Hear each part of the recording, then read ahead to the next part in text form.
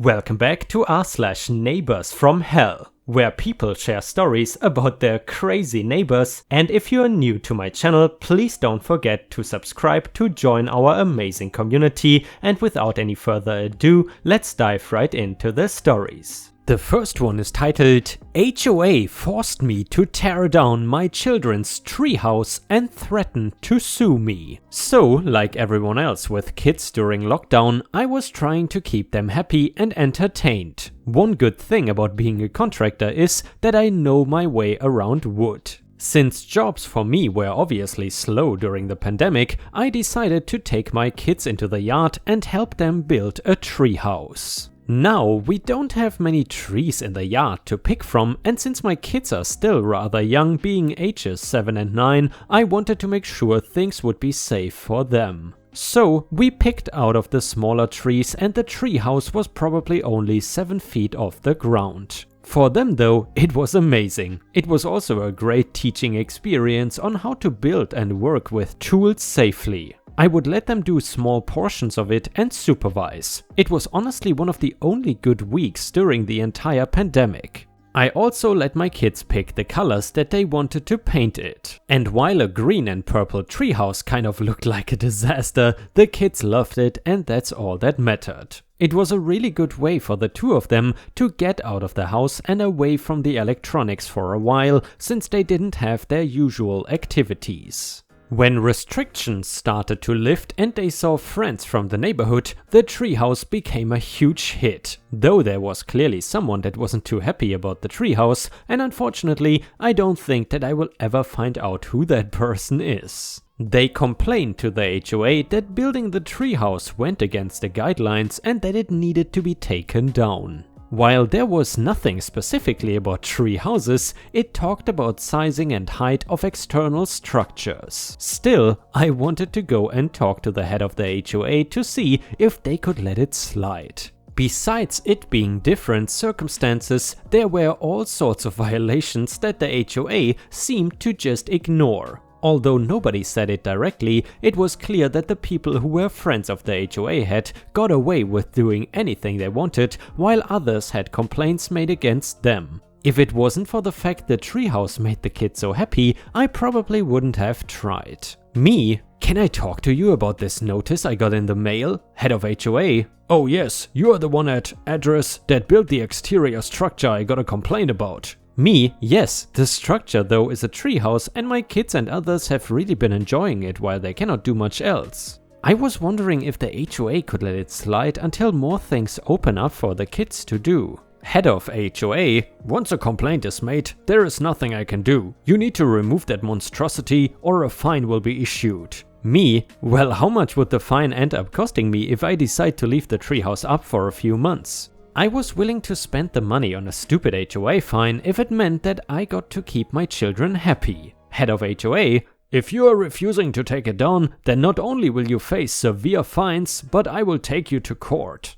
I can tell by her tone and word choice that she was probably the one that complained. Now looking back, I wish that I could have thought of something better to say or a good retort. Like most people, I think of those things hours later when it is useless. Instead, I roll over knowing that I cannot afford to get sued right now with less contracting jobs. So I explained to my kids that unfortunately we have to now take the treehouse down. They were disappointed, but when they learned about the destruction process, they were thrilled to help.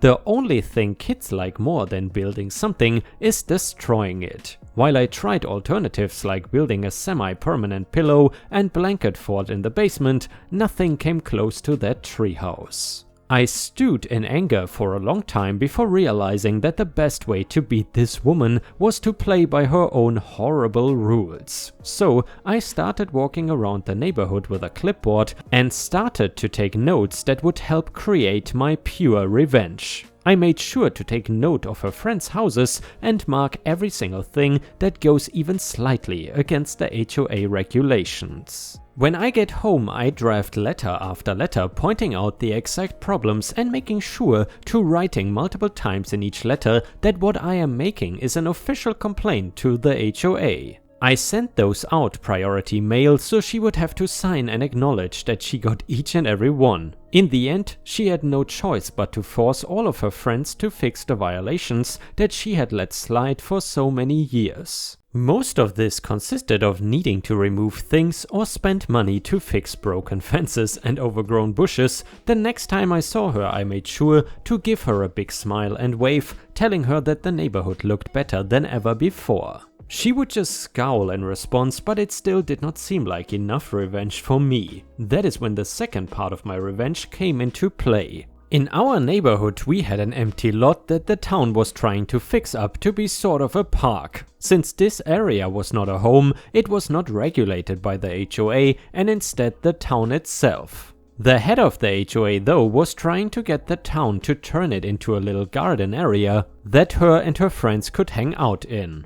I had a much better idea and called the town up with my own suggestion. I told them that I wanted to build a treehouse for all the kids in the neighborhood to play in, and it would only cost them for the raw materials. They were thrilled, and soon I was back in the treehouse building business, only this time bigger and better. I was not an expert, but I like to think I made something that all the kids could enjoy, and I made sure that I painted it purple and green. The kids loved it, but the head of the HOA was furious. Head of HOA: "I thought I told you that I would sue you for making that thing in my neighborhood." I was waiting for this moment and smiled as large as I could. Well, actually, this area does not fall under the HOA, just the town. I checked with them and they agreed that a treehouse and play area for kids is just what this neighborhood needed. You can feel free to call them and double check anything you want. Head of HOA: "You cannot do this without my permission. It is my neighborhood."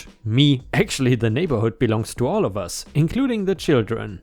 I walked off, leaving her there with no idea what she could even say, to think that if she just agreed to let the treehouse slide for a few months like she did so many other things, I wouldn't have had to get revenge. Now she will have to hang out inside with her friends, and the kids can finally be outside and get some fresh air safely. I admit that I probably could have handled things better. I didn't want to let anyone tell me what I could do when it came to my children. And ripe stars, I don't know about you, but I would probably classify this story as genius petty revenge, because OP did not hurt anyone but still made the HOA president rage, which is obviously something that is much appreciated. In addition, what is also much appreciated is if you could like the video and post some star emojis in the comments if you want to support my channel. Thank you so much in advance. You have been doing an amazing job liking the videos. The next one is titled "Neighbor thinks he is entitled to take our fence down." This happened a few years ago and it is long. I hope the writing and format is okay. I rent a house with my sister and brother-in-law as well as my hubby and kids. At the time of this, I only had one kid and it is only my sister and I in this story. The neighbor isn't so much of a neighbor, but a guy who bought the house next door, tore it down and built two of those skinny houses. I can't remember what they are called, property investors, developers, I have no idea. It was summer, so my sister and I were out in our backyard with my daughter playing around when this guy pops his head over our fence and asks if we can talk. I don't like talking to people, so my sister went up to him to see what was up. Guy: "Hey, I am so and so. Do you live here?" Sister: "Yes, we do." Guy: "Great. I own these two houses next door and I'm trying to get them ready to be put on the market. I have guys coming to build a fence and I was hoping you would be okay with me having them rebuild this side of your fence as well. I will cover the costs of everything." Sister: "That sounds great, but unfortunately we don't own the place. We rent, so you will have to call my landlord. I can give you his info." Guy, looking slightly frustrated: "Okay." My sister gives him our landlord's number and he leaves. We sent off a quick text to our landlord to let him know what happened and that someone would be calling him about the fence. Landlord was game as he didn't have to pay for anything, but had a feeling the guy would want to change the fence style, so definitely wanted to talk to him about it. A little over a week later, it was morning. I let my dogs out and went to make my daughter breakfast. I was about to start when the doorbell rang. There was a guy dressed in construction gear. I opened the door and before I can even say hello, he goes, "You need to get your dogs inside." And why is that? Because we are here to take the fence down and we cannot do that with the dogs out there. Me? Oh sorry, I didn't realize everything had been all sorted out. No one notified me. Yeah, I will get them in. I close the door and as I am about to head to the back door, a thought crosses my mind that maybe I should confirm everything with my landlord. Well, good thing I did, because he had not received one call from anyone about the fence, not even a missed call from a number he didn't recognize. But nothing. At this point my sister was awake and I had continued to leave my dogs outside. My landlord suggested asking for the supervisor and asking him to have the guy who hired him call my landlord. I forgot to mention, totally important though, my landlord owns the whole fence. Even though it is technically a shared fence, he is the one who owns it completely. They need my landlord permission to take it down or face destruction of property charges. I don't even have a chance to finish writing my landlord's number down before there is another knock at my door. My sister answers this time. "Construction dude, you need to get the dogs inside." "Sister, you need permission to be here. My landlord just informed us that he had no idea anyone was coming to take the fence down today or any day, which is pretty concerning since he is the one that owns the fence." "Construction dude, I don't know anything about that." "Sister, I get that. That's why I need to talk to the supervisor. I can give him the landlord's number and we can get this all cleared up." My sister then goes to talk to the supervisor. I stayed inside with my daughter, dogs still outside. My sister comes back and said the supervisor was going to call the guy who owns the houses to get him to call our landlord. About 20 minutes go by when construction dude comes back. "Construction dude, everything has been cleared up. Could you get the dogs in now?" "Sister, yes we can." "Thank you." I let the dogs in and my sister and I go about our day. I should have called my landlord to confirm a second time. About an hour later I get a text from my landlord. "Landlord, hey, no one's called me yet. Are the construction guys still there?" When I tell you my heart was in my stomach and throat all at the same time, I quickly call him. Me, "Oh my god, you need to get down here. I'm so sorry." The construction dude came to the door and said they worked everything out with you and were given the go-ahead to start working. I should have called you again, but I didn't even think. I'm so sorry. Landlord, whoa, it's okay. It's not your fault. You shouldn't even have to be dealing with any of this. The guy should have called me as soon as you said you didn't own the place. Can you do me a favor though? Go see how much of the fence they tore down and take pictures, please. Me, yeah, I can do that. Landlord, awesome. Send them to me as soon as you have the pictures. I'm on my way. I then go out back to have a smoke and pretend that I am playing on my phone while getting pictures. They had already taken down the majority of the fence. The only parts left was the frame about halfway down. I sent the pictures off to my landlord and then went inside to wait till he got here. Now, reader, if you haven't already figured out, my landlord is a super calm guy. He knows his laws and knew this was going to go his way no matter how it played out. When he got to the house, he walked up to the supervisor with a smile on his face. Everything that follows was told to me by the landlord after he was done talking. I'm trying to remember this as best as I can. So, landlord went to the supervisor. Landlord, hey, I am landlord. I own this house here, and this happens to be my fence you are currently tearing apart. Supervisor, eyes go a bit wide. Oh, we had permission to... Landlord, no, you had permission from no one. No one with the authority to give you permission anyway. I also know for a fact my tenant told you that you needed to have your client call me. Supervisor, I called him and he said he didn't need to do that and that everything was good to go. He already had your permission. Landlord, then I suggest you call him up for me, please. Supervisor calls Guy and explains that my landlord was there and wanted to talk to him. Landlord, hey there, it's C. I'm the guy that owns the house that you are currently destroying the fence of. I'm just wondering why you thought you had permission to tear apart my fence. Guy, oh, I didn't realize the house was owned by someone else. The girl I talked to said I could go ahead and replace the fence. Landlord, ha, no, she didn't. She told you that she didn't own the place and you needed to call me. Even gave you my number. Guy, No, that's not true. Landlord, just don't. I trust my tenants more than I trust you, so stop with this and instead let's talk about the fence. I want my fence back the way it was. Guy, I was of course going to put the fence back. I was going to change the style a bit. Is that alright? Landlord, no it's not. Had you called me, you and I could have worked out a new style of fence. All I would have asked is that it at least looks similar to the rest of my fence. Now, if you want a new fence, you can pay to have my whole fence replaced to look the same. Guy, okay, I will have the fence redone the way it was. Landlord, sounds great. Also don't forget the nice side, faces me. We all then had a good laugh about how everything played out. Before leaving, my landlord asked if we needed them to do anything to make all this easier on us since we were the ones living here. We asked that he have them bring in a temporary fence so that we could still let the dogs out. Landlord said he would make sure they bought one in at the expense of the guy, of course. You may think this is the end, but it is not.